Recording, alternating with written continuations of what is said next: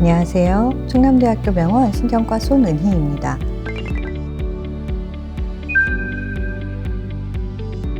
오늘은 다발성 경화증의 원인과 증상에 대해 알아보고 어떻게 관리하고 예방할 수 있을지 이야기해 보겠습니다.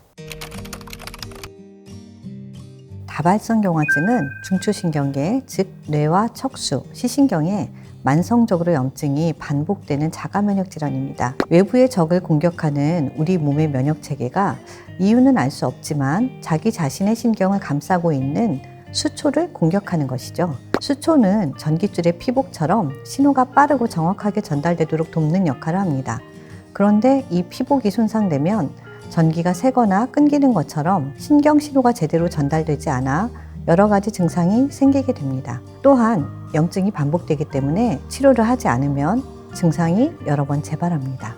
다발성 경화증의 정확한 원인은 아직까지 완전히 밝혀지지 않았지만 유전적인 요인과 환경적인 요인, 그리고 감염 요인이 복합적으로 작용한다고 알려져 있습니다.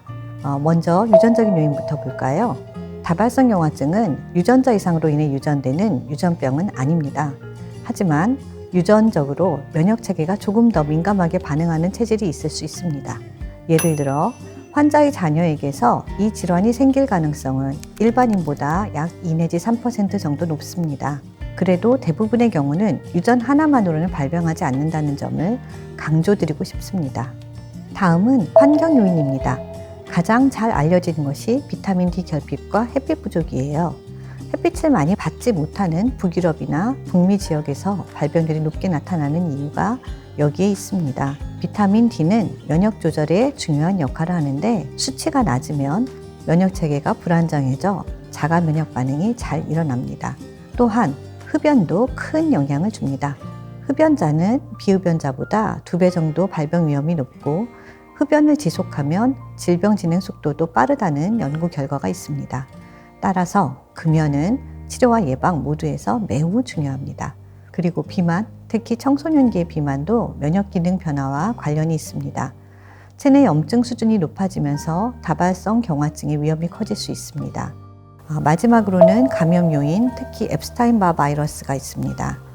이 바이러스는 흔히 청소년기 이후에 걸리는 고열, 인후통, 임파선염이 증상인 감염성 단핵국증을 일으키는 원인으로 알려져 있는데요. 이 바이러스에 감염된 경향이 있는 사람은 그렇지 않은 사람보다 다발성 경화증의 발생 위험이 훨씬 높게 나타난다는 연구가 있습니다. 다발성 경화증의 가장 큰 특징은 증상이 매우 다양하고 예측이 어렵다는 점입니다. 염증이 생기는 위치가 시신경, 뇌 혹은 척수 등 어디냐에 따라 증상이 완전히 다르게 나타납니다. 예를 들어 시신경이 침범되어 시야가 흐려지거나 한쪽 눈이 잘 안 보이는 증상이 생길 수 있고 뇌졸중 증상처럼 팔이나 다리에 힘이 빠지거나 감각이 둔해지기도 하고 말이 어눌해지는 경우도 있습니다.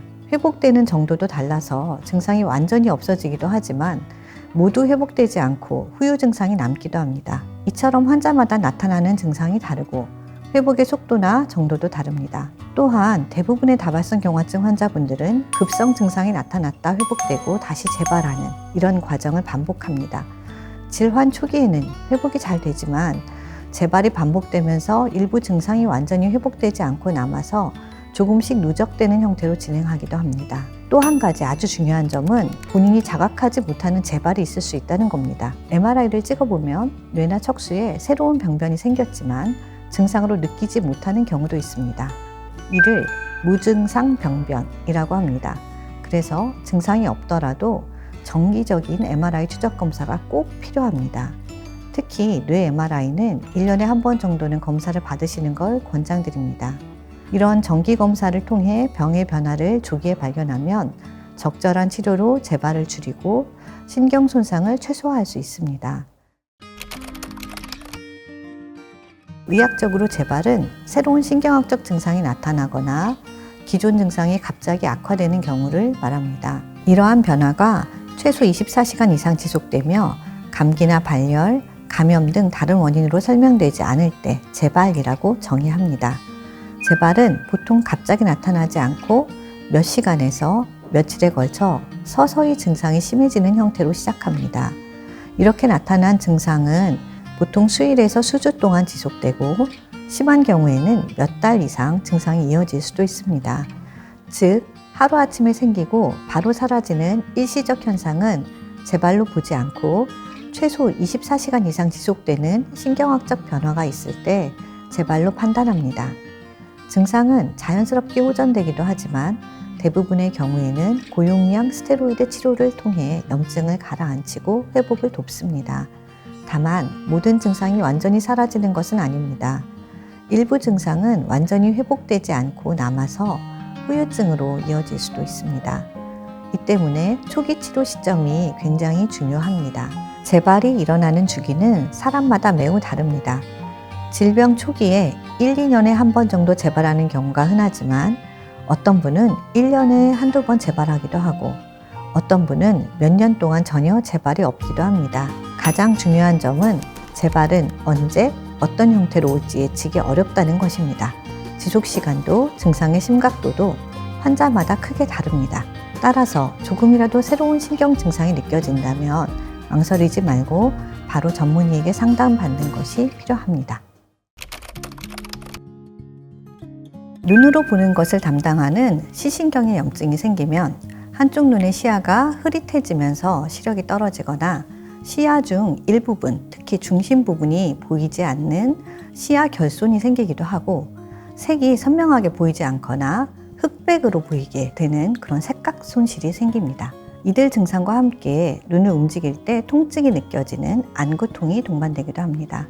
뇌줄기나 소뇌가 손상되면 어지러움, 물체가 겹쳐 보이는 복시, 균형장애, 말 어눌함 등이 나타날 수 있습니다. 하나의 물체가 둘로 겹쳐 보이면서 어지러움이 생기기도 하고 복시가 없더라도 걸을 때 몸이 한쪽으로 쏠리거나 계단 내려갈 때 중심이 잘 안 잡히면서 걸음 걷기가 어려워집니다. 때로는 말이 어눌하거나 삼키는 것이 잘 안 되는 증상이 생기기도 합니다. 또 소뇌가 손상되면 양쪽 손을 같이 쓰는 조화 운동이 잘 되지 않아서 떨림과 함께 뚜껑을 정확하게 잡는 것과 같은 세밀한 동작을 잘 못하게 되기도 합니다. 감각을 담당하는 신경이 손상되면 저림, 감각 이상, 전기가 오는 듯한 신경통이 생깁니다. 얼굴이나 팔, 다리 일부분이 찌릿하게 저리기도 하고 뜨겁거나 차가운 감각을 잘 느끼지 못하는 것이 주 증상입니다. 얼굴은 정상적으로 3차 신경이 이마와 코, 볼, 턱 부분의 감각을 느끼는 역할을 하고 있는데요. 얼굴 전체가 아니라 신경 분포에 따라 얼굴의 특정 부위에만 통증을 느끼게 되는 3차 신경통으로 나타나기도 합니다. 또 척수 중 목 부분이 손상되면 고개를 이렇게 앞으로 숙일 때 팔과 등 쪽으로 전기 충격이 오는 것 같은 증상이 발생하기도 합니다. 운동신경이 영향을 받으면 팔이나 다리에 힘이 빠지고 걷기 어려워지는 증상이 나타납니다. 심한 경우에는 걷지 못하거나 근육 경직 등이 동반될 수 있습니다. 척수에 염증이 생기면 배뇨장애나 배변장애가 같이 나타나기도 합니다. 예를 들어 소변이 잘 안 나오는 잔뇨감이나 절박뇨, 실금 등이 대표적입니다. 또한 일부에서는 성기능 장애가 동반되기도 합니다. 마지막으로 대뇌 부위가 손상되면 인지기능 저하나 우울감이 생길 수 있습니다. 기억력이나 집중력이 떨어지고 감정 기복이 심해지는 경우도 있습니다. 이런 변화는 질환 자체의 영향일 수도 있고 오랜 치료 과정에서 오는 심리적 부담 때문일 수도 있습니다. 그래서 신체적 치료와 함께 심리적 관리도 병행하는 것이 중요합니다. 앞서 살펴본 증상들은 대부분 재발 시기에 나타나는 급성 증상이었습니다. 그런데 시간이 지나면서 재발이 반복되면 신경 손상이 누적되면서 완전히 회복되지 않는 증상, 즉 만성 증상이 남을 수 있습니다. 이러한 만성 증상은 지속적이거나 서서히 악화되는 형태로 나타납니다. 첫 번째로 보행장애입니다. 다리에 힘이 빠지고 다리 근육이 뻣뻣해지는 근육 경직 때문에 걷기 위해 보조기가 필요하거나 휠체어 없이는 걷기 어려워지는 경우도 있습니다. 또한 저림, 통증, 무감각 같은 감각 이상이 남을 수 있습니다.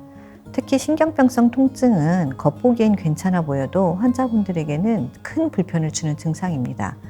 팔다리 또는 얼굴에 타는 듯하거나 칼로 찌르는 듯한 통증이 지속될 수 있습니다. 일부 환자분들은 시력 저하가 완전히 회복되지 않아 시야가 흐리거나 시력이 떨어진 상태가 지속되기도 합니다. 이건 주로 시신경염 이후 남은 후유증으로 생기는 경우가 많습니다. 또한 기억력과 집중력의 저하, 판단력의 둔화가 나타날 수 있습니다. 이런 변화는 단순한 건망증이 아니라 신경 손상과 염증이 반복되면서 대뇌 기능이 점차 영향을 받는 결과입니다. 이런 신체적인 변화뿐 아니라 우울감이나 불안 같은 정서적 증상도 함께 나타납니다. 이는 질병 자체의 영향일 수도 있고 장기적인 치료와 생활의 제약으로 인한 심리적 스트레스 때문일 수도 있습니다.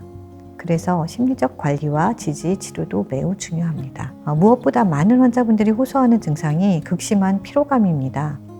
단순히 피곤하다의 수준이 아니라 일상생활 자체가 어려워질 정도로 에너지가 고갈되는 느낌을 받는 경우가 많습니다.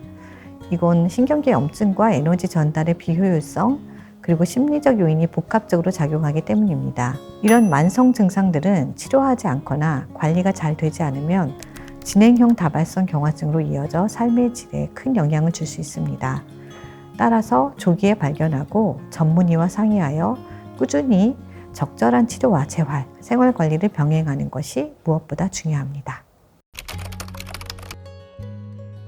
가장 중요한 건 꾸준한 관찰과 조기 발견입니다.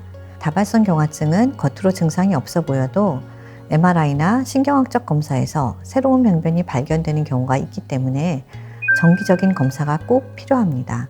MRI 검사를 통해 뇌나 척수의 변화를 확인하고 신경학적 검사로 기능 상태를 점검하며 무엇보다 신경과 전문의와의 정기적인 진료를 통해 증상이 악화되기 전에 조기에 발견하고 조치를 취하는 것이 중요합니다.